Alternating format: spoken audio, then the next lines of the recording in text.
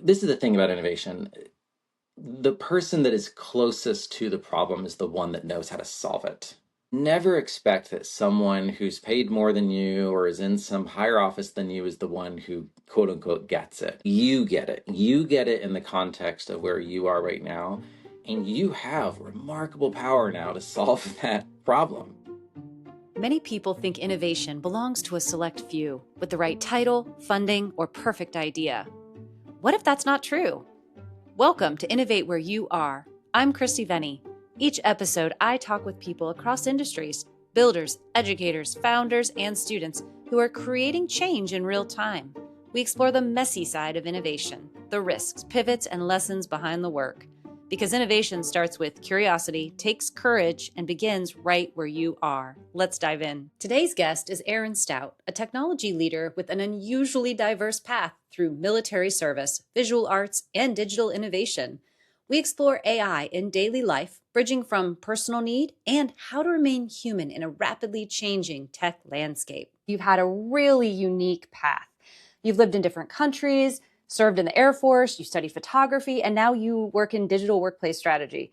And on the top of all that, you have a family. Somehow you fit all of this in. How has your unusual path shaped how you see technology? Yeah, no, thanks, Christy. I appreciate the invitation and the conversation. Yeah, I think my upbringing is a bit eclectic. I think what I was given at childhood was a little bit different. I blame my parents for that, but I'm always seeing the positive side of that. So I was exposed to living in different cultures as a child, kind of grew up overseas and understood different perspectives and living there. And I think my career, again, even starting in the military, and I've been part of nonprofits and now in a giant corporation. I think the benefit of that is seeing and hearing different perspectives, right? It's different people that you meet all over the place and entirely different missions and entirely different mindsets that come with those missions. And so for me, honestly, technology has been something I've kind of loved ever since I was a kid. But the older I get, the more I focus on the people side of that equation, right? Technology, I have a healthy respect for it and an admiration for it. But I've landed in this place of, thinking, well, if the technology doesn't work for real people in real situations, it's kind of pointless, right? It's not gonna get you the value that you want. I was thinking about this, and an example in my career is you mentioned I was a photographer, and this feels like many lives ago, but I remember learning this lesson that, your camera is just a tool, right? It's a remarkable tool, full of technology. In fact, when I think about what cameras are today to like when I started, I mean, I'm old enough that I started on film. It was like, it is mind-boggling what technology is packed into these things right now. And yet, for no matter how advanced that camera gets, like the camera doesn't take the picture. It's the human behind the camera that takes the picture, right? I just think about ultimately technology is best when it is applied for a good purpose, for a positive outcome. And I've seen that in countless industries and sectors, all across the globe. That is such a great little tidbit, a great story. It makes me think. So, I have a background that was a creative background as well. I started in visual art and I was a visual art teacher for Awesome. about a Yeah. decade. And I actually taught photography for a little while. And when I took my first photography class in college, I had very little experience because, our generation was a little bit before Mhm. iPhones and having just a camera in your hand all the time, but it was a black and white photography class. And I took it with a friend of mine who also had very little experience. And we both kind of, at first it was a struggle, a steep learning curve, but we were so curious and we just stuck with it. And I ended up being an art teacher and he ended up being a professional photographer after that. Down the road, Wow. he stuck with Yeah. it, even though we started and we knew very little. And it was such a wonderful experience just being curious and figuring it out. And sometimes I think, there's intimidation with creative fields where people feel like they have to know what they're doing right away, when Right. really the fun Right. part is not knowing. And the early stages of when you're learning, it's so exciting because everything's new and there's so much ahead of you. When did you first realize that you were someone who creates, who's a builder, who experiments, not Oh just my one who gosh. consumes? Yeah, I think you hit on a really important like point earlier on the artistry and then leading into a career, right?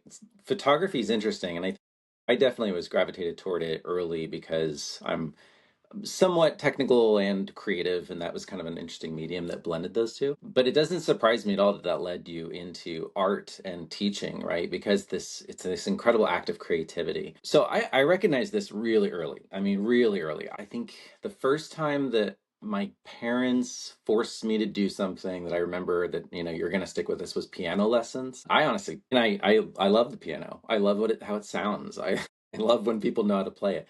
I've just never really taken to it. I play I play like guitar and bass and trying to learn drums, that kind of thing. I don't know what it is. Piano, it's just been a struggle for me. But as soon as I learned how to play a little bit of piano, like a couple chords, I was like, I wanted to write my own songs. I was like, oh, okay, like I've got this chord and this, and I got this melody, and I didn't want to learn how to read music at all. I wanted to like write my own songs. To this day, when I like read a good novel, I'll immediately want to like sometimes I'll find myself writing more of the novel just because like I just don't want it to stop, or I might have another view of it and I want to bring that to life. So I just think there's been this inherent act of need to create ever since as early as I can remember. Now I'm curious, were you one of those kids who would get the Lego set and put it together, following directions, and then take it apart and build something else? Or were you Yeah, one who just yeah. stopped with the directions? Sometimes not the directions at all, right? I might look at the picture and be like, well, that's, I don't know, the way my brain would, I would say, well, that's one iteration. A Like, great suggestion. right, like, Good well, job, okay, Lego. that's a cool way we could do it, right? And yeah, for sure, if I ever did it the directions, I mean, I would be like, okay, cool, and then I would immediately start like deconstructing it or adding other parts to it to make it, Hmm. something else. And it's interesting.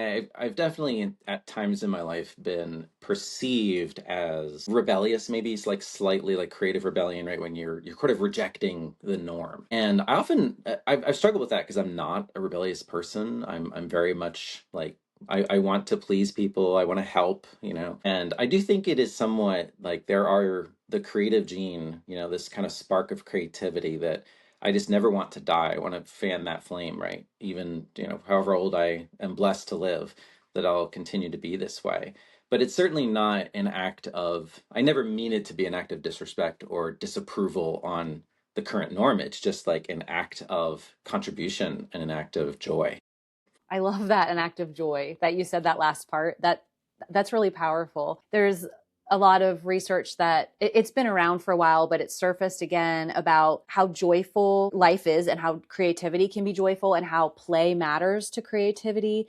Oh, These are yeah. all Yeah. concepts that sometimes I think in our culture we get so focused and locked in that Hmm. we don't allow ourselves. It's almost like playing, it's not productive and it's not allowed. There's a I think a book called Play. I'll have to get the exact title, but that I was just listening to. And it talks about how when we can energize ourselves and play with others, we can kind of bring down those shields a little and think more creatively, just like when we were kids, when Oh, yeah. we didn't have Yeah. all these constraints and barriers. It was a yes and situation, not a no, I can't not build the Lego set. I have a choice. That's a suggestion. I get to do whatever I feel with this toy. So I Hmm. think that that's interesting that you brought up the joy piece because Yeah. it's important right now in our serious world to have hope, joy, fun. These things still matter. Absolutely. Absolutely. I mean, I might argue it might be the only thing that matters. I Mm. mean, Mm. or at least is the if we don't have that, what are we optimizing for? Would be might a Yeah. question I ask. Well, that's great. But I do love kind of where you took that or kind of your response to that because I think even the frame I think you just mentioned around the struggles we have, right? Is it productive? Is it, doing something useful? These are actually constructs that are handed us, right? Like that being a norm that all activity has to be productive. Mm. And again, kind of coming back to some of my earlier life experiences, I had the benefit of living in Eastern cultures and Eastern European cultures. Even I grew up in a little country called Latvia, and the ethos. It's not that productivity isn't valued; it's just not the primary mechanism for life. Mm. Like I'll never forget one time I met someone for the first time. I said, "Oh, what's your name?" And he said, Giannis was his name. I said, "Oh, Giannis, what do you do?" And he looked at me and he said, "Why do you Americans, like, that's always the question you're going to ask. Why does that matter so much to you?" And it just took me aback, like, because no one had ever just questioned that outright. It's such a natural question for, Western cultures, right? To Hmm. say, like, "Oh, what do you Hmm. do?" But he just challenged me in that moment to say, "I'm not my job." Like, I mean, that's a small slice of what I am, right? Why is that the only thing you seem to be interested in, right? And I loved that. I kind of always carried that with me. And when I meet people, hearing their stories and asking them, like, what interests you? Or tell me about your life and wherever that takes, and not necessarily in a productive sense that, oh, I'm doing that because there's something I want out of this conversation.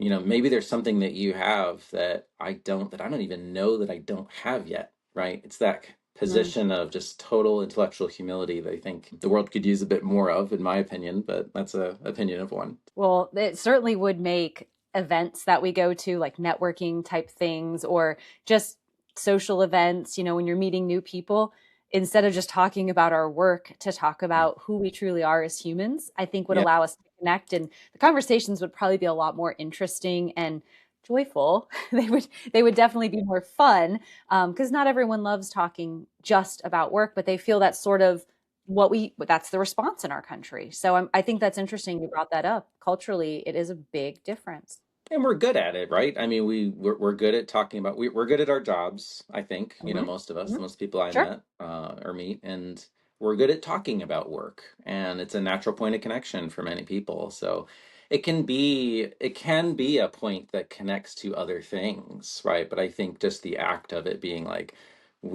our identity is so wrapped up in our jobs is, probably something we can deconstruct a little bit, or our Mm. identity and our affiliations, etc. Hmm. But again, it's kind of taking that position of intellectual humility, I think, is always going to lead you in a more positive place ultimately. Absolutely. So you have done some writing and thinking around what's happening right now with artificial Yeah. intelligence. And I know we've chatted about this before. There's a lot of noise with AI. There's so many opinions, and it seems like no one's really an expert because it's changing so quickly. What concerns you most about how people are approaching it as you've been watching and seeing in your world? Yeah. Yeah, I appreciate that question. And I think you're right to point out that this is new, right? We find ourselves in the midst of the emergence of a very powerful new technology layer that's remarkably immature. And, you and I are of the generation where we've seen a few of these things before, right? This isn't the first time that we've been wowed by a new technological possibility, right? I think what there's a strange term for like the generation of people where I was born in 1980, right? So I'm kind of like in between. I think, we might be of similar Yes. age there.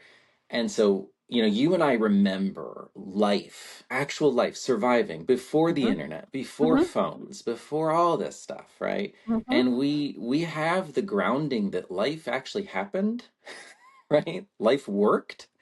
Now, if you wanted to call someone, you had to like pick up a physical thing off the wall that was attached by a wire. Like it was just crazy. It was kind of great. Yeah, I mean, honestly, I get a bit nostalgic for it now. Like, man, that might be nice to go back to that.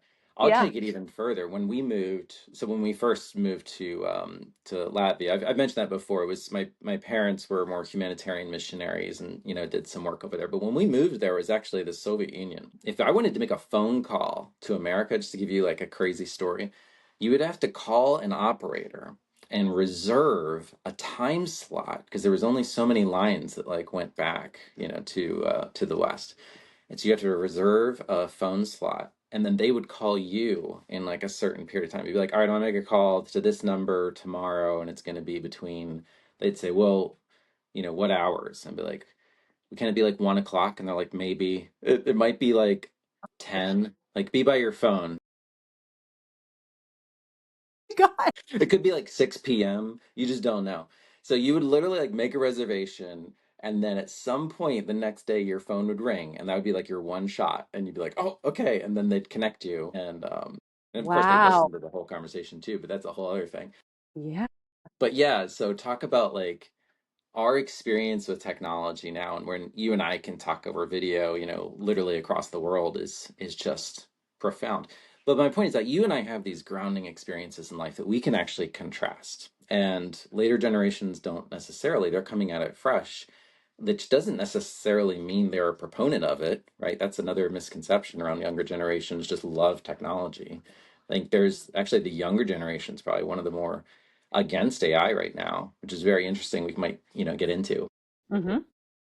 But so my coming back to the question, my worry in that is that we tend to be following what it seems to me similar patterns, right? If I were to look at, mid 1990s internet, right, the birth and kind of the .com boom.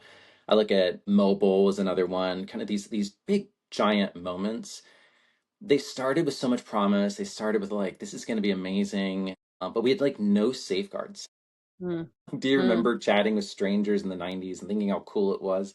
I remember chatting with people in like New Zealand and in China being like, "Oh my God, here's my address." Like, like we had no concept on maybe this might be dangerous, right? And we wouldn't even think to do these things now. And Mm-mm. I genuinely think that's where we're at right now with AI. I feel like we have this new amazing capability and we're all just enamored. We're using it, but we don't know yet how to do it. And we don't even know yet where the dangers are with it. I mean, Mm-hmm. we're beginning to see it, but it's so new, right? And Mm. it's evolving so quickly. So, Yes. I tend to like, I'm not a detriment, like I'm not a person that projects doom and gloom at all. I don't think this is the end of humanity. I'm ultimately a huge optimist here.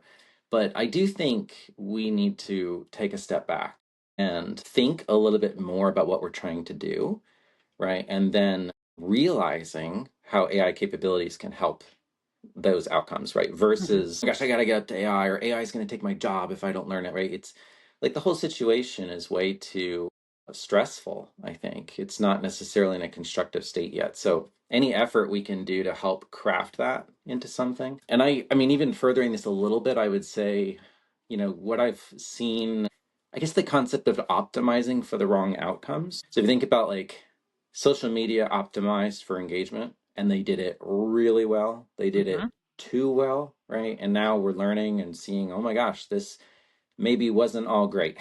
And there has been a lot of Absolutely. negative things that have come about of how well we achieved that goal. Mm-hmm. And so I think very critically about what goal do we actually have with this? Can we maybe think about what direction that's heading that can then land us in a better place? So, That is very well said. And you made me think of something when you were talking about our generations, how we grew up and how different it was. I did look up the term, it's Zennial, because I just read about this the other that's it. day. Yeah, Zennial. Yeah. Generation X and millennial, so 77 through 83. If you were born in that little period, that smaller window, we were characterized as having an analog childhood, free from social media and constant connectivity. We were followed by a digital adulthood. So we're known as the ones who, you and I, we use technology, we love it, we learn it quickly, but we know what it was like before. And that's such a gift in my mind. I think about what you said, comparing the major jumps in technology that we've experienced in our lifetime, and thinking about when you said, gosh, we would give out our information to people across the world and we thought it was so cool. It's like, hey, proceeding somehow with a little bit more caution that we've learned from the past seems Hmm. prudent. Oh, well, And even my children, I think, are a little older than yours. And there wasn't as much research about technology, but my husband and I even were like, "Ooh, this feels like we shouldn't just have them having that iPad all the time. Like that just something doesn't feel right about this." So we would try to limit the time. And as they got a little older, we let them have more and more time, which then we thought, okay, maybe this isn't good, and tried to rein it back in. But they already had gotten used to it. And then we started hearing the research, oh, maybe they shouldn't be on so much. Maybe right, an hour a day right. is enough. And it's interesting, you also mentioned another point I wanted to go back to. This younger generation is pushing back. And I think it's kind of fantastic that pendulum corrects itself Hmm. sometimes. And this younger generation is saying, I don't want to use AI. I'm not using it to cheat. I'm not using it at all. Like I don't, my youngest, she is in ninth grade and she has said, please don't use AI. Mom, can we just talk about this and I'll help you like come up with the ideas? You don't need that. And I said, well, I'm not using it to come up with the ideas. I'm you putting my ideas in and making them better. And it's Right. just an Right. interesting perspective because I didn't expect it. I don't know if to you if that's surprising or if you kind of It it it made was sense to you. surprising. Yeah, I think I fell prey to the same assumptions, right? That cool new tech, kind of younger generation would adopt that. And all I have three children that yeah, they're I think they're younger than yours. They all have legitimate critique and Hmm. in ways that have even made me think or rethink some things. And Yeah. like, are we all happy with the fact that now if I see a consequential video online, I'm now sitting here wondering, I wonder if that's real. That was probably made up, right? Mm-hmm. Like that's really not good from a societal perspective, like this total erosion of reality, right? Mm. So it's just fascinating. I mean, not to mention, obviously, there's the concerns of energy consumption, which, we're all familiar with and see. But again, I do still kind of harken back to this immaturity, right? And that's where I just think we are. We're in a very immature space. And I Mm. hope that each generation, it's fascinating to think about generations, you have to think about where they're at in their lives too. So, like, I wonder how you and I would be responding if we were young right now, right? Like to this technology, right? It might be different than how you and I are responding to it today because the nature of our mental overload is solved in many ways by AI in ways that like younger generations don't have yet. So, Mm. the generational critique of older to younger goes back as far as we have writing, by the way. This was there's always going to find like the youngins don't, understand life and they're going to hell in a handbasket. Like that happens all the way back to, I think, Egyptian hieroglyphics. They've seen it. Oh Like my gosh. it's in ancient Egypt or ancient Greek writing. It's in Babylonian writing. Like it's everywhere, right? It's like, okay, so let's accept that generational, kind of critiques is a norm, but how might this generation, I often think about this question, how might my kids be parenting their kids different than how I'm parenting them? Because I'm parenting them the same way you are around, hey, whoa, you need to know these dangers about, if you're online. We open up a game now and it's like you're in a chat room with like strangers. Like, whoa, you need to know what that is and that's not okay. Like, would I just Hmm. let you loose in a room full of people I don't know? No, not if I'm a responsible parent, right? And so, and again, obviously the experiences we went through changed how we parent in ways that like my parents had no idea. They're like, what are you doing on that newfangled computer thing? Go for Hmm. it. Looks fun, And we Yep. had That sounds accurate. right, right. So I wonder about like, man, wonder what are the challenges that our kids will have gone through that will influence how they raise the next generation. That we just don't That'll be know. Yeah. well, I'm looking forward to seeing how that goes because, hopefully someday I get to be a grandparent and I get to watch because Yeah. that I hope I get that privilege. Same, same. And I hope you and I are humble enough at that moment to not totally judge how they do it Hmm. the way that our parents Yes. usually do. Yes, I'm hopeful for that as well. Right. Aging is a new experience, so for all of us. Yeah. So we who knows what's going to happen, but I'm gonna really work toward not being judgmental. Yeah, absolutely. Now, Erin, you have a Substack, and if you allow me to share it, Mhm. I will share that. I'll Sure. drop a link in this. One of the posts that you wrote about was looking at the concept of artificial general intelligence and Hmm. saying maybe that's not the goal here. Can you first explain a little bit about what that is for folks who might not be familiar with the concept and share what you see as a better goal, perhaps? Yeah, absolutely. I mean, I could talk about this for a long time, but I will try to be succinct. So, artificial general intelligence is a concept that's, I think, easy for us to understand because it's so ingrained in pop culture. But it's this concept of a computer system that is more intelligent than an average human being, right? At everything. I mean, that would be the goal, right? It's actually stated if you read like OpenAI's charter. I mean, it's very clear what their goal is. And so if that's, we're trying to create a system that is more intelligent or capable than an average human being. Okay. My brain kind of looks at that and says, why is the construct of this goal in competition with human beings? Because what's interesting, if you read further, they're very quick to say, but we want to, ensure that it's in service to humanity, right? Like for, better outcomes. So it's like we're going to make things better than people, but don't worry, it's going to be better for all of us. And I'm like, well, that to me smells very similar to the typical tech hubris we've seen over the past 30, 40 years, right? Of technology can solve the problem. People just need to calm down and let tech, come in. And, you know, I just don't think life works that way. I think life works through people who are hardworking, right? Who are creative, who see problems, who have passion, and put in the work to make change. And what might happen if they were enabled with amazing tools like artificial intelligence? So I reframe this, right? I would say rather than your measure of success being let's get a human in the room and see how they do, and then let's get a computer in the room and see how it does. And when this one does better, gold star, why don't we just measure a human being in our real world context and say, how much more capable are you with this system or not in a real world situation? Like in real work, solving real problems that we need to solve, are you actually more amplified? Can you achieve more? And if the answer is no, then we're doing it wrong, right? If the answer is yes, then go us, right? I think that raises then the bar for humanity. And obviously, this does raise in the question of, well, you raise both the good guys and the bad guys, right? I think there's always a concept of like, well, not everyone's out for the service of humanity. Most people are self interested. And I think that there is, again, we don't know what safeguards we need. I'm not saying just implement this right now, but I would say that a better goal would be what I call human superintelligence or HSI versus AGI. And it's just this idea that humans are the ones that enact change. We are the ones that express creativity, and we are the ones that are creating these tools to serve our purposes. So we should be orienting this around how much better does it make people. And if I reorient around that, it gets so much more democratic, Greg, in this thought, or I would say more inclusive. Like, who is not in this conversation?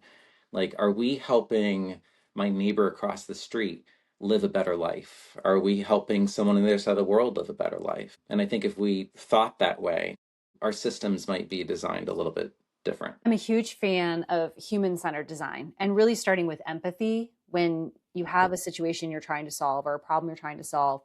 And to me, when I read this, it made me think about how, we created AI, humans created AI. So if we frame it as exactly what you're saying, how can this be good for humanity?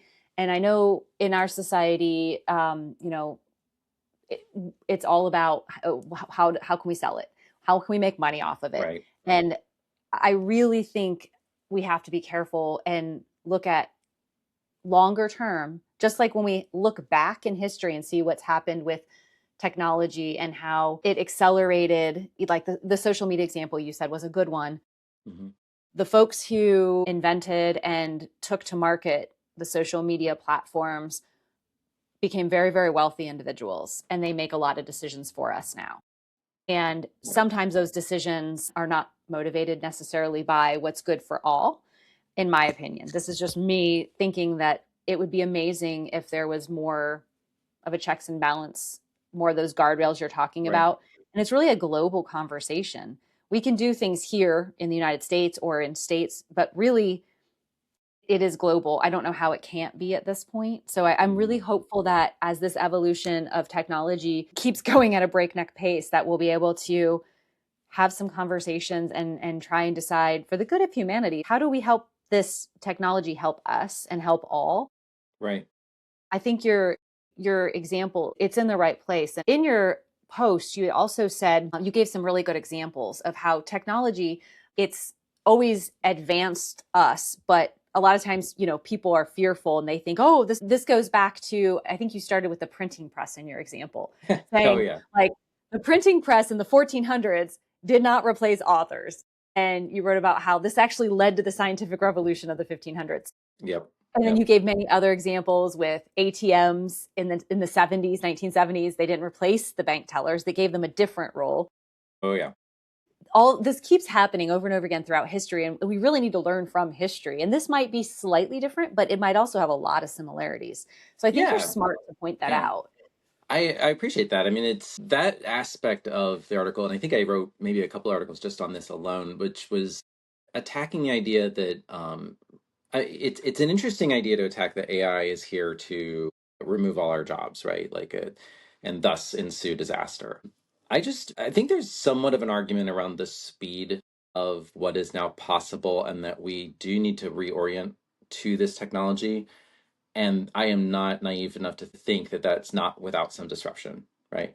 But I would just argue that's the same story that's been happening for thousands of years, right? It's not a different story. We're just in a period of a little bit more gas pedal, maybe. And then when I tried to find examples of where did technology actually obliterate a job, they're actually really hard to find. They're always going to be more specific to technologies than they are um, like actual established jobs. So, like ATMs is a great example. All the literature in the late 1970s was like bank tellers is that job is going to completely go away. Technology has come, and we don't need humans anymore. And we have more bank tellers now than we ever have, right? Hmm.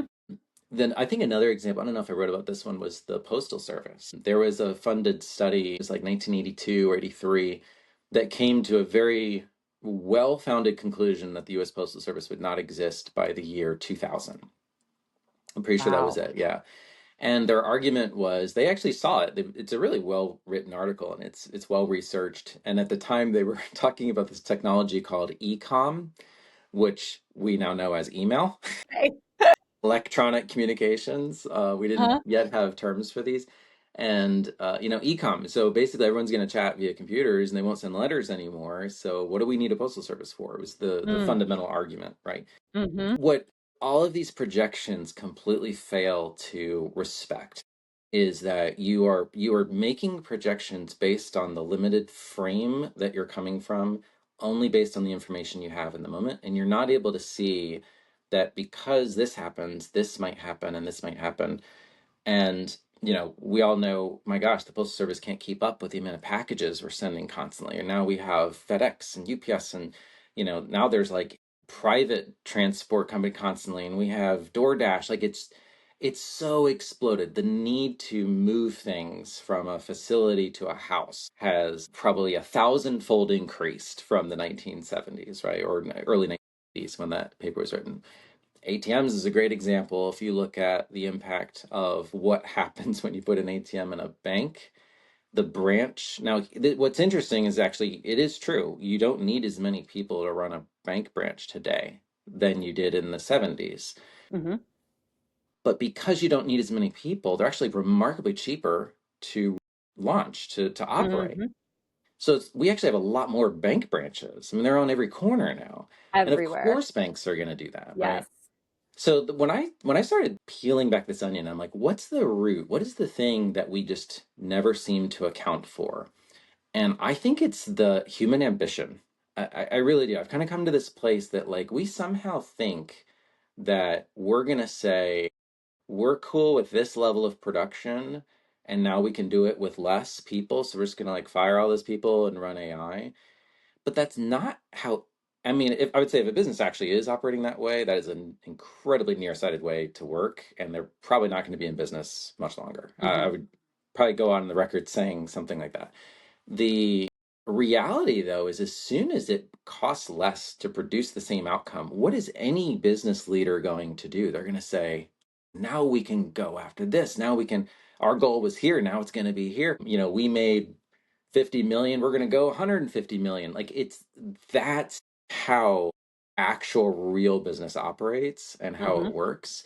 And how do you think they're going to achieve that but through people, and Hmm. arguably people who are leveraging this technology for sure. But to me it just makes so much more sense that this ultimately lands us at a place that is far greater from a employment perspective, far greater from a job options perspective Hmm. than we have today. It's just very difficult to see that. And it's difficult to believe that in an environment that is shrinking, arguably in the short term. You made me think of another example about how the human element is so important. So when I think about bank tellers and banks, and sometimes I want to talk to a person. I want to go Oh in, I yeah. might have a question. I just need a human and I don't want to look it up. I want to actually talk to someone. The example you made me think of is my son has worked at Kroger for several years, and they at one of the stores had gotten rid of the cashiers, and it was all self checkouts. There weren't Mhm. any lanes that were, because they had the ones that had the conveyor belt as well as the small little stations. And I actually spoke with someone at Kroger, and they said, we're actually bringing back now, our new builds are going to have the lanes that have cashiers. We're having less self checkout. We have been testing all this technology. We've been doing a lot of research, and there were challenges with the self checkout, and people really like having a cashier. I Yeah. personally get to know my cashiers because I kind of have a routine when I go to the store, and I like saying hi and seeing how their kids are doing and chatting. And also, when you have a ton of stuff, it's so much faster when they do it. It's the self scan is slower Oh because of yeah. security and things like that. Yeah. So they've shifted their practice and listened and paid attention to Hmm. the fact that people want people to work with, not just to do it themselves, which was the original assumption. This technology is going to be great. We'll save money. We need less staff. They can do other things in the store. Didn't work out as well as maybe they had hoped, but they Wow. did listen and correct, which I'm thankful for that because I Yeah. love my cashiers and they're great in their jobs and it just is a good fit. So, I love that. uh, That's such a great story. I admire Kroger actually as a business as well, and the fact that hearing that they do listen to their customers and design accordingly is not surprising, but is also very encouraging.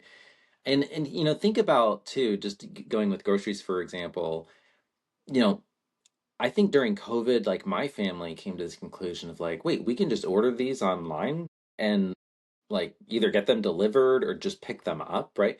And thankfully we do live close to a Kroger, so we're like, doesn't make sense to deliver. It's literally like 2 minutes, right? But I don't think we've done like a full grocery shop in a store in probably 5 years now, maybe six. Like we've done like little things like you gotta run and grab something, right? But it's like the full weekly kind of thing, like just drive, pick it up. But when I think about that, I go, wow, how many more people is Kroger having to employ just to do the online shopping delivery piece that they didn't right, before, right? So, right. yeah, Yeah. again, it's like this is an interesting kind of paradox. Mm-hmm. Mm-hmm. There is a concept that I talk about a lot called Javon's paradox. Have you ever heard of this? No, I haven't. It's a fascinating concept that was coined by like an 18th or 1800s economist, and it was about at the time it was about coal. So coal was the primary source of fuel, right? We're talking the mid 1800s. It was wood and coal, but like coal's kind of the lion's share. And someone invents the steam engine, and all of a sudden now we've got like incredible power like we've never had before. But they were remarkably inefficient. They were like these big giant clunkers. Well, the designs for steam engines kept getting better and more efficient. You could get more power with less coal, right? So, and they were getting cheaper because they were starting to mass produce them more. So, cheaper that can do more with less. Does that sound familiar? Mm-hmm. Right? Okay.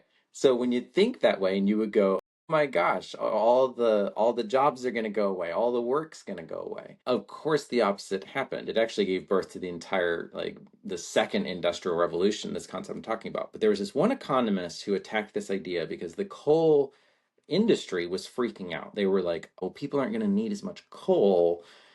How are we going to sell more coal? And Mm-hmm. this economist looked at the data and said, well, it's interesting. If you look at the past like 10, 20 years, the more efficient steam engines got, the more coal was demanded. And that is because when it's cheaper and it's better, more people want it and more people can afford it. And now it's Mm-hmm. showing up in all kinds of places that it never would have before. And I often think about that example today, like this, to coming back to artificial intelligence. It is remarkably cheap. I'll say, I mean, I know it is more expensive, and I'm aware of like kind of the complexities in the data centers and all of that. But when you think about the cost of intelligence at this moment for a momentary need, it is remarkably cheaper, right, to have that level of intelligence in that moment than to hire a human being to offer that. No question, right? Absolutely. Right. But to your point, that does not mean I don't need the human being. It means I need that human being also having that technology. And it also means I'm now going to be able to apply intelligence in ways I've never been able to before because it was not feasible for me to do. Hmm. So again, that's that, like the demand curve goes way through the roof, the better and better and the cheaper this gets. Absolutely. Erin, you and I both used AI for lots and lots of purposes in our jobs, and we've helped other people as well. Yeah. But recently we were talking, and we both have started using it more with our families and our personal life. And you had a really interesting example. I'd love for you to talk a little bit about the health app that you were building for your Yeah. family, because I think this is really interesting. It's very clever. Yeah. So I've built a few. This one is probably the one that is the biggest idea. So I, like many, I think, had some health issues that you go to your doctor and they look at you and they're like, you're fine. Like your numbers are fine. I whatever, I listen to your heart, like you're fine. But I'm still experiencing symptoms, for years on end, and there's something off, right? And Hmm. I would just argue, like, and not to like totally go off on a tangent about the medical system, which, talk about optimizing for the wrong outcomes. But Yeah, we could have a whole episode on that. oh my gosh, right. It just occurred to me, wait a second, I'm going to all these specialists and different doctors. Heck, I was across different systems. I am a veteran, so I was in VAs, I was in like OSU at one point. I was in the ER in Westerville, like on an Ohio Health at one point. And I'm like, wait a second, I'm the only one that has access to all of this, right? HIPAA law actually restricts many ways to use health data, but in no way restricts the individual. I mean, you own your health data. And some kind of light bulb went off in my head, and I said, why aren't I collecting all of my health data? So I started doing that. I quickly realized it's a complete mess when you collect your health data. It's in different formats. It's not, there's no consistent language. There's no actual data structure to any of it, right? It just comes at you in a whole bunch of numbers and notes, right? Doctor's notes, if you can find them. And I thought, well, okay, so there's two sides of this problem. One is extracting useful insights from unstructured notes and, free form text, which AI is great at. And the other is a simple data structure problem. So my first solve was to create a data structure. So that's what I went. This is where this big aha moment happened in my mind when I said, wait a second, there's no way I could just go to ChatGPT and give it 1,000 PDFs and say, make sense of this, right? That just doesn't work, right? What I thought of is, wait, AI could probably help me write software that does specifically what I want it to do. And that's exactly what it did. So I started working with AI to build programs that solved very specific problems and basically wrap that into an app. So essentially now I've now at this point I think digitized my entire life's medical, like Oh my anything gosh, is that's kind of in amazing. this. So there's a simple constructed data structure. It'll be structured based on your personal data. So I'm at the point now where I'm like, can I do this with someone else? And I'm trying it with my wife Mm. because I Hmm. kind of built it while I was working, and I'm like, okay, well, will it work for someone else? So it will build a data structure based on specific hierarchies. It'll do it in a very clean way. It'll always look for duplicates. There's so much duplicate data in health data Mm. when you Mm. get it. They'll give you the past 3 visits all the time, or here's your whole year Hmm. archive or whatever. I'm only after like this one piece. And so essentially, it will scan for all of that. It'll extract what the useful information is. It'll confirm that with you and say, okay, this is what I think you're in. It's 90% of the time accurate. I can then take that data, get it into the overall database, and then I can capture my own notes. I mean, I can ingest my own personal health notes that I'm taking throughout, my own little logs of like, how did I feel today, kind of stuff. It all helps. That all then goes into a system. And then the next goal was, okay, now that I've got all that organized, what do I want to do with that information? So that was about plugging in a model or two or three. I've gone through a number of them that can actually then find what trends exist in that data. This is a remarkable, fun exercise of going down of saying, how does a doctor think? What are the things that actually matter to them? And then Hmm. prompting an AI to then run those analyses based on an entire lifetime of data. This has resulted, by the way, in the most personalized guidance I've ever received in my life from a medical standpoint. It's what I want my doctor to do, frankly. Mm-hmm. Now, I'm not totally like it's not telling me to do anything crazy. I'm not like completely changing my life, but it has recommended very specific foods that I wasn't eating. It has recommended supplements, exercise routines, sleep schedules. You go through the whole thing, and it's funny. My wife will laugh because there's some things I'll try, and I'm like, yeah, that did not do anything or whatever. That was totally crazy. And she'd be like, is that your Yeah. AI doctor? And I'm like, yeah. Yeah. So I'm not going to say it's perfect, right? But it has definitely invigorated a health, aspect to my life, and has, I would say, 90% reduced all the symptoms that I'd felt in my life in what I was dealing with.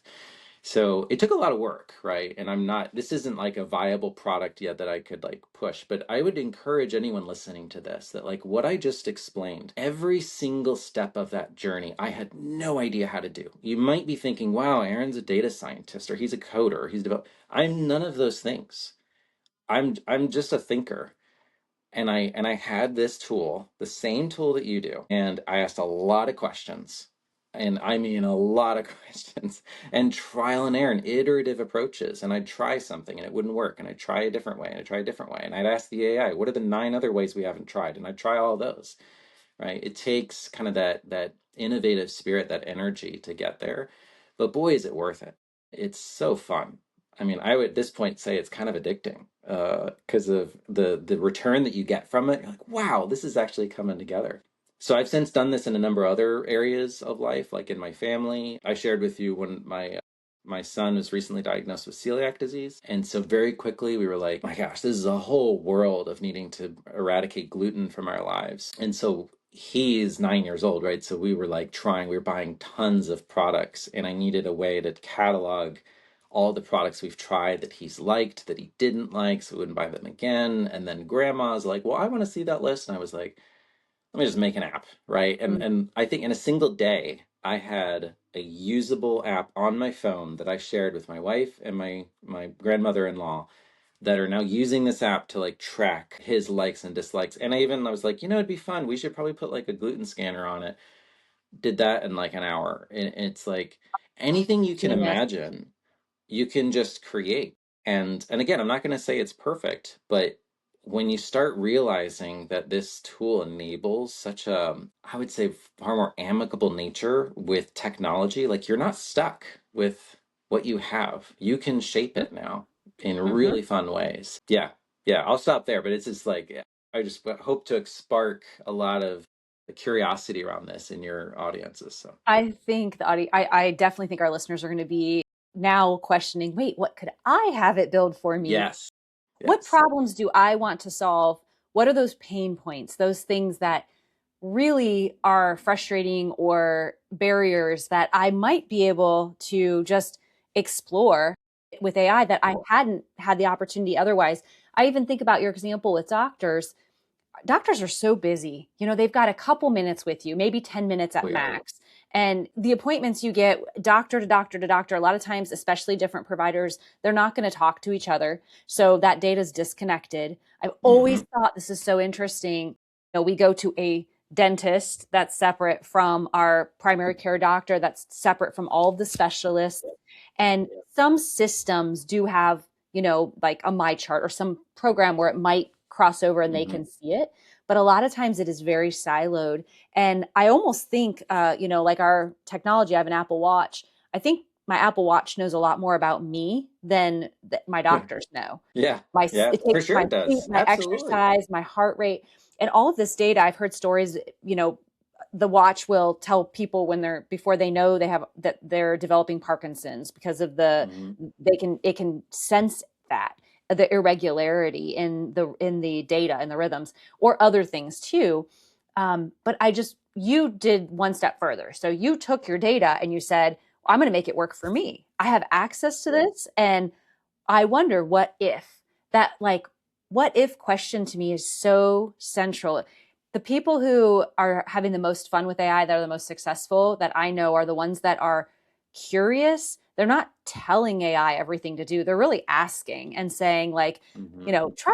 how could I do this? Or what do I need to ask in order for you to complete this? And a lot more back and forth. It's not a search engine. And a lot of people use AI to just give them an answer when really it's so much more than that. And you just illustrated that really well with two I love great that. Yeah. examples, and both kind of related to health too, your health and your child's health, Hmm. which made life so much easier. I know I have celiac, and when I was diagnosed, I Yeah. couldn't find anything. I mean, this was back, gosh, oh goodness, 25 years ago, and I couldn't find foods that or figure out what had gluten. The guidance, I had to read lots of books. There wasn't the resources that we have available now, and for you to be able to personalize that for a child with celiac is like a miracle. But think of, it could have anything to do, it could be for any allergy.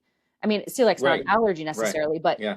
if someone has an allergy, they could have that, and then any of their caregivers would be able to know what they can eat and what they can't eat Yeah. for the child. Yeah, I love that. I think it's so funny. I'm reflecting on a poster I saw at my kids' school. We had the carnival this morning, so I was there, and in their music room, I noticed a poster, and it said, "The question is more important than the answer." And honestly, it just stopped me because I'm like, that is so important right now. What question you're asking is so much more powerful because the answer is commoditized now, right? If you think about, like, I talk about this concept at work that we used to work in the format of artifacts. You put the PowerPoint presentation together, and that became the thing. That was the thing that took all the work, Mm, or the Word document, or the Excel file, whatever the thing is. And that's where 90% of your energy went. But if you think about, oh, wait a minute, if AI can throw together a presentation in a couple seconds, that's not the work anymore. The real work is thinking about what it should be in the first place, right? And so, what is the mechanism by which you need to wrestle with that thought? And certainly don't do a one shot prompt AI and say, well, I need a deck on how to sell more or mm, something nonsensical like that. right. And this really, it's funny when I'm interacting with AI, I would say it's somewhat similar to the act of like writing an essay where you're putting a thought out there, and then you're like, wait, that wasn't quite it. Like, let's explore this nuance, or what am I missing here? Round out my thinking, challenge me. What arguments am I not, or what assumptions am I making? That's a great question I ask AI all the time. Mm, Hey, I'm thinking this. What assumptions are in that thought? And it'll be like, well, a lot of them actually. huh? They'll start listing out a lot of things that, again, challenge how I'm thinking about something to land in a better place. And so, yeah, I'm not as enamored with the fact that, oh, it can draft an email real quick. It's like, well, so what, right? It matters more who that is to, and how that's said, and what thought am I expressing in that moment, and does that land, right? So think more critically is how I would kind of challenge everyone today. I saw a recent piece of research where they were looking at K-12 education and all the important skills and standards and things that are needed, and then what the most important skills are with AI and in the workforce. And they were cross-referencing all of this with thousands of data sets. What came from that is that the skills that were important are just even more important. Like you just hit on, you just kind of summarize it. The critical thinking skills that Oh we yeah. always know have been important are even more important now, because the people who are using the tools have to know what they're doing. It needs to be the human that has those powers Yeah. still. So we Yeah. still need all of the foundational skills, but we actually need to keep enhancing and growing our critical thinking and really collaboration too. Like you said, that presentation deck is not the most important thing. How are you going to interact with the people who you're sharing this information? And Hmm. what are they bringing? What assumptions are they bringing to the conversation? And how might they push back on you? I like making slide decks. I still do some of my I do own too. because it's Yeah, fun. It's like a creative outlet, it but is. it is Yeah. faster in a pinch to have it done. But I have been using the tool more for push back on me and ask, why won't this work? And what am I missing? One thing I've Hmm. noticed, I don't know if you've noticed this, if you have AI draft like emails or letters, like if you give it information and have it pull together things, I've started to write more structured in a way like AI, which I've had to catch myself because some of Interesting. it's good. Yeah. Some of it's grammatically correct. Some of it is, there's different language and words that are being used, but Now, when I write emails, a lot of times what they suggest, it's the same thing that I just wrote, minus like a word or two. So Hmm. I don't know if that's a good thing or a bad thing. It might be both, but That's interesting. yeah. It's funny. Somewhat half of me thinks maybe that's a good thing because of how you're using AI is helping you round out your thinking more. It is kind of helping you be a more critical person or more critical thinker, right? And that is coming forth in your writing. But certainly I love kind of the wait a minute, like that little tingle in the back of your mind saying, is that a good thing? I think is a very healthy concern, right? That those are the things we should be paying attention to and kind of Mm, carrying forward in this conversation. mm, Yeah, by no means would I dismiss that for sure. But the when I think about presentations or papers or even I would say a business case or anything like that, I find myself approaching it differently and saying, "Hey, here's my goal. Like I'm very upfront. Like this is what I need from you right now. Here's the role I need you to play. Here's the output that I'm expecting." But don't just jump into it. I like stop it. And I was like, "Do not generate anything. I want us first to talk about this." And I want you to start with asking me all of the questions that you would need answered to produce the best version of that. And it's, oh my gosh, usually it's exhausting because there's way too many questions than I have time for. But I'll usually find at least 5 or 6 different questions to go, wow, yeah, I did not even think about that, or yeah, let me give that to you. And then ultimately when we come to agreement, like, okay, we're in a good place now, yes, I'll say, okay, go ahead, take a crack at it. And I usually end up, okay, that's 89%, I'll usually end up fine tuning from there. But the output is so much better than if you just try to, what we call one shot prompt, right, where you just like, mhm. make whatever the thing is, and I'll just take that and hit send. And honestly, this is kind of one of the things I think. Did you ask like what I'm worried about? Um, right. Yeah, I I did. am worried about AI slop, and because I'm Mm, starting to see it a lot mhm, more. mhm. And I Same. don't necessarily worry about the artifacts. I worry about what that tells me about the sender or what the system I'm interacting with, right? That, oh, that's what this is? Like someone just asked AI to do that without any really good design Mm, or thought. I'm fine interacting with AI systems that are well designed that help me achieve an outcome better. I mean, hey, go technology, right? But when I encounter things that are clearly not thought through, mhm. the amount of and sorry if any listener has sent me a LinkedIn invitation. It's so obvious to me now that the ones I get are just written by AI that are just general in nature that were not actually written by a human being, and I'm like, okay, I get that I'm in some sort of sales funnel thing and you're just out there, doing these wide brush strokes to try to find, takers, but don't expect that a real human being is going to resonate with that. Just Mm, don't, mm, right? mhm. Like be real, be authentic. Actually, I would far rather, if anyone's out there listening, I'd far rather you say in that email or that whatever LinkedIn message, I used AI to do this. And here's why I used AI to do this, because I'm trying to reach as many people as possible. And if you're one of them and this resonates with you, let's start a human conversation. Click here. I'd be like, wow, thank you. Great. Thanks for being a human being, right? Yeah, like don't try to fake me or something, right? It's just disingenuous. So I think if we return to our humanity and be a bit more authentic, then we could really get somewhere. Well, Well, we're going to wrap up here soon. I want to do a couple sure. rapid fire questions, but I love the way you just closed that. That's so solid.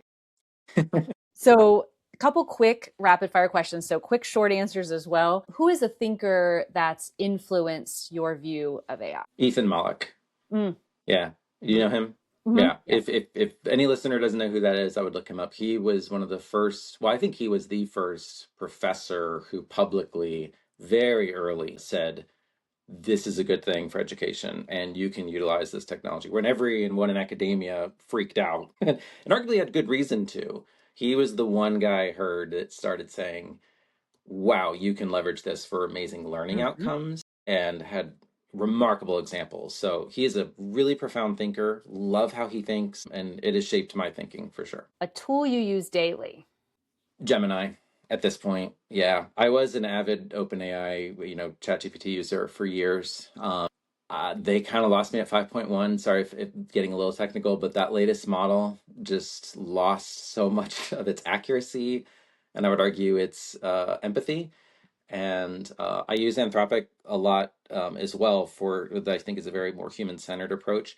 But I'll just tell you, Gemini has cracked it. Google has done such a good job. Their latest model is mind-blowing and remarkably good at even creating software in ways, because I know Anthropic's kind of the industry leader in software generation, and it is good. I'll just say that Gemini is actually good at thinking about what you didn't say, like really good. Like, That's helpful. yes, because I do not know what the language to say, and I'll just like, I don't know, like make a button there, and it'd be like, well, that's a whole, you wanted to do this, so I got to install this dependency, and that meant I had to reframe this whole other Oh thing my over gosh. here. It's just remarkable. I don't know. So I've never seen a challenge that I've thrown at Gemini that it couldn't like figure out how to Hmm. solve. And so I've now kind of like come back to Gemini. That might change in the future. I mean, these models are leapfrogging each other constantly, right? But Agreed. And one myth about innovation that you reject. oh, that you have to be an innovator to innovate. Or you have to be in the profession to do anything worthwhile. Like innovation is profoundly at anyone's disposal at any moment in time. My classic example there is the best business decision I think Amazon ever made was Amazon Prime, and that idea, I don't know if people know this, came from like a software developer. Like it was some like random worker at Amazon. I can't think of his name, but he was not in the innovation department at all. He was in some back office, and he was like, I've got an idea. And he submitted it through the form, and they were like, hey, let's try it. And it took off and is obviously like their primary go-to-market model for the entire company. So this is the thing about innovation. The person that is closest to the problem is the one that knows how to solve it. Never expect that someone who's paid more than you or is in some higher office than you is the one who quote unquote gets it. You get it. You get it in the context of where you are right now. And you have remarkable power now to solve that problem. Whatever it is you see, whatever outcome, whatever frustrates you, go after it. And if you're in a good company and they recognize that, then that is going to get rewarded for sure. Aaron Stout, that last statement was absolutely on point for the reason we're doing this podcast. I love that agency and empowerment, and anyone can do this. And you Yes. summed that up very well. Thank you so much for being with us today and sharing more about how you innovate. This conversation's been a joy. Awesome. Yeah, it's been a lot of fun. Thanks for the invitation. Thanks for listening to Innovate Where You Are. Check the show notes for links and resources from today's conversation. If you'd like to support the podcast, you can do that at buymeacoffee.com/Christy Venny. Until next time.